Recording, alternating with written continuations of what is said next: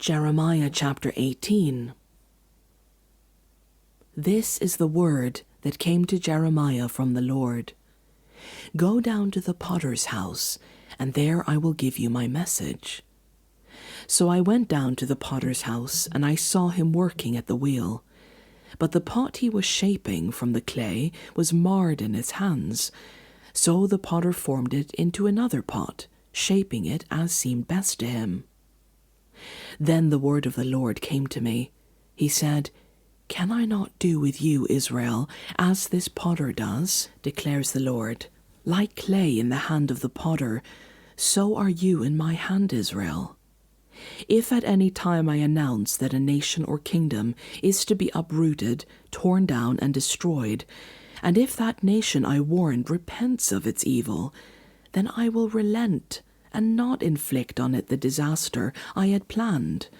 And if at another time I announce that a nation or kingdom is to be built up and planted, and if it does evil in my sight and does not obey me, then I will reconsider the good I had intended to do for it. Now, therefore, say to the people of Judah and those living in Jerusalem, This is what the Lord says, Look, I am preparing a disaster for you and devising a plan against you. So turn from your evil ways, each one of you, and reform your ways and your actions. But they will reply, It's no use. We will continue with our own plans. We will all follow the stubbornness of our evil hearts. Therefore, this is what the Lord says. Inquire among the nations, who has ever heard anything like this?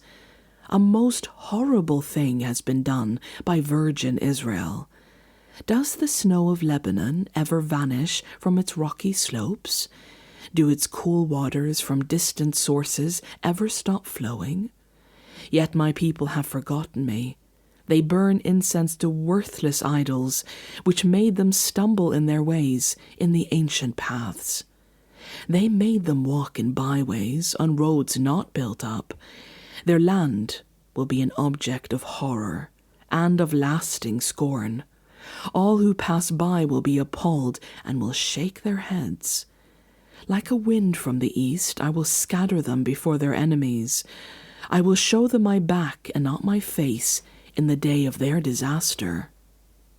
They said, Come, let's make plans against Jeremiah. For the teaching of the law by the priest will not cease, nor will counsel from the wise, nor the word from the prophets. So come, let's attack him with our tongues, and pay no attention to anything he says. Listen to me, Lord. Hear what my accusers are saying. Should good be repaid with evil? Yet they have dug a pit for me. Remember that I stood before you and spoke in their behalf, and turn your wrath away from them. So give their children over to famine, hand them over to the power of the sword.